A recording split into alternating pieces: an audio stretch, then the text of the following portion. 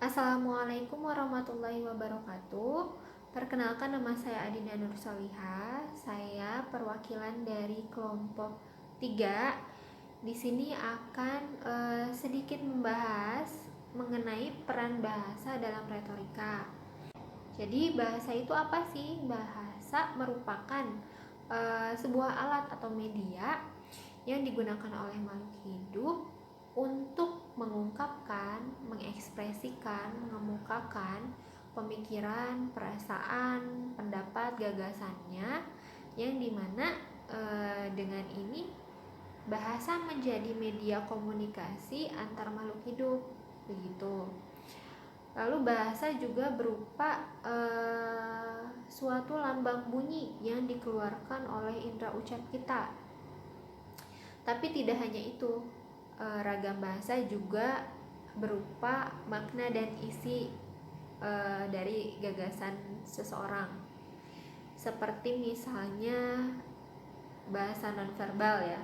Bahasa nonverbal kan tidak melulu dilihat dari bunyi yang dikeluarkan oleh indera ucap, tapi justru bahasa nonverbal lebih dilihat dari isi dan pesan, makna apa yang disampaikan oleh seseorang tersebut, begitu.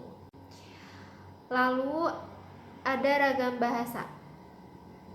Ragam bahasa di sini merupakan sebuah bahasa yang berbeda-beda, yang bervariasi, yang disebabkan oleh faktor yang ada di masyarakat, seperti perbedaan usia, perbedaan latar belakang pendidikan, perbedaan latar belakang sosial, perbedaan latar belakang budaya, dan lain sebagainya ya. Jadi beberapa faktor itu merupakan penyebab adanya ragam bahasa, begitu. Lalu ada juga ragam bahasa yang resmi dan tidak resmi, atau baku dan tidak baku. Contohnya seperti apa? Contohnya seperti saat kita berbicara kepada teman atau orang tua atau sanak saudara dan lain sebagainya. Tidak mungkin kita menggunakan bahasa yang terlalu baku ya. Tidak akan enak digunakan untuk berkomunikasi dalam keadaan santai seperti itu. Berbeda halnya dengan saat kita berpidato di depan halayak ramai gitu ya. Itu pastinya banyak digunakan bahasa baku, sehingga ragam bahasa yang digunakan itu resmi gitu. Lalu apa sih peran ragam bahasa dalam retorika? Ragam bahasa ini sangat berguna bagi seorang orator. Jadi orator itu diharuskan untuk mengetahui, atau orator di sini harus bisa memilih bahasa yang akan digunakan saat hendak menyampaikan pesan atau gagasan kepada audiens, begitu. Jadi harus seimbang, orator harus mengetahui audiens seperti apa yang dia hadapi. Contohnya, mohon maaf, ketika orator menghadapi audiens yang latar belakang pendidikannya rendah, itu tidak bisa seorang orator menggunakan bahasa yang terlalu tinggi. Justru mungkin sebagian besar dari audiensnya tidak akan mengerti pesan apa yang disampaikan oleh orator tersebut. Jadi seorang orator diharuskan mengetahui atau dapat memilah dan memilih ragam bahasa yang ia gunakan saat menyampaikan gagasannya kepada audiens, begitu. Selanjutnya ada pembahasan mengenai ragam bahasa media ya, dan fungsi bahasa dalam retorika, yang akan dilanjutkan oleh saudara Rianti.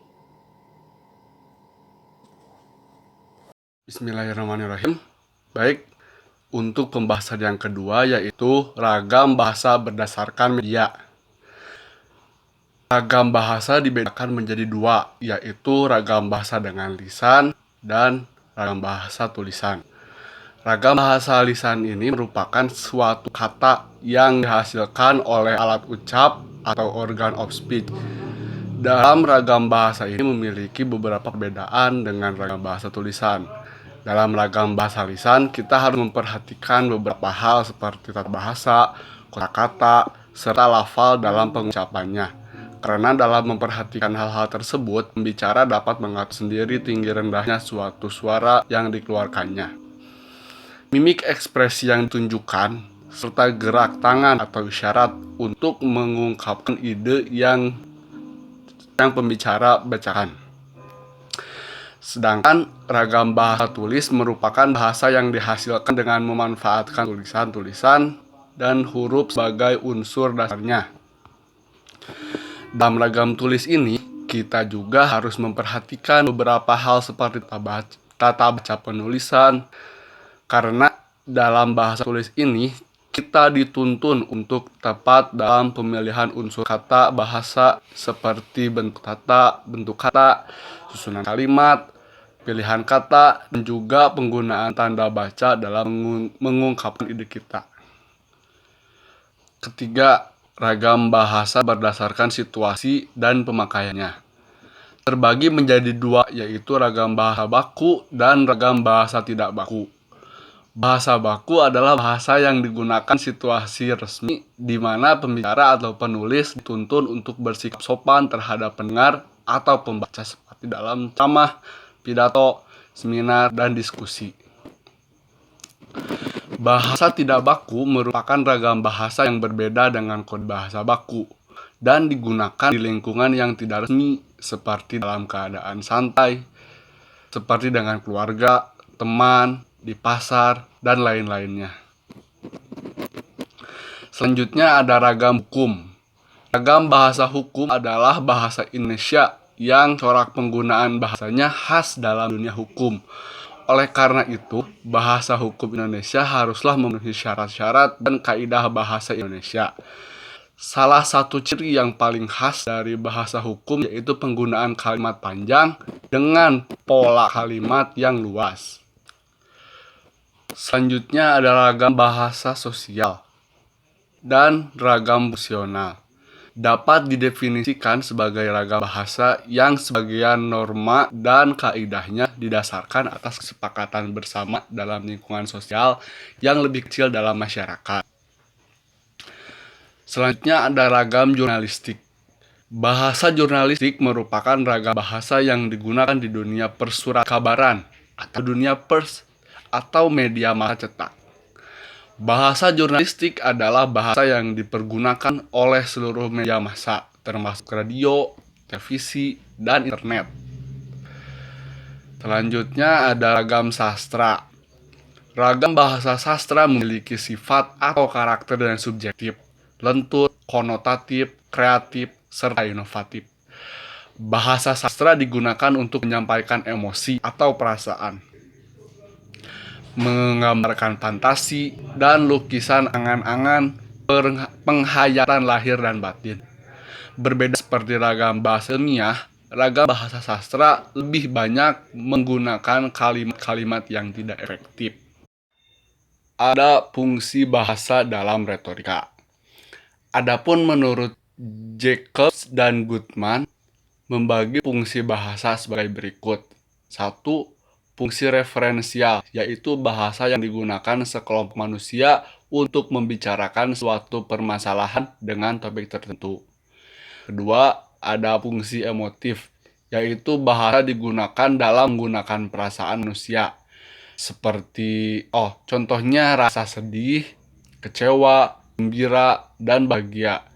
Karena dengan bahasa, maka penggunaan tersebut dapat disalurkan. Ketiga, fungsi konatif, yaitu bahasa digunakan untuk memotivasi orang lain agar bersikap dan melakukan sesuatu.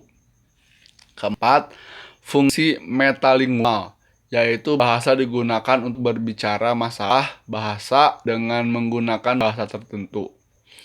Yang kelima ada fungsi fatik, yaitu bahasa digunakan manusia untuk saling menyapa. Dan yang terakhir, fungsi puitik, yaitu bahasa digunakan untuk menyampaikan pesan atau amanat tertentu.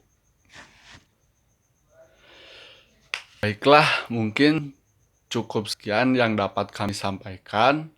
Lebih dan kurangnya mohon maaf.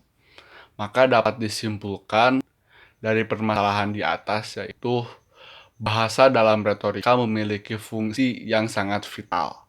Bahasa dan retorika merupakan ilmu yang berbeda, namun keduanya saling berkaitan dan saling menunjang.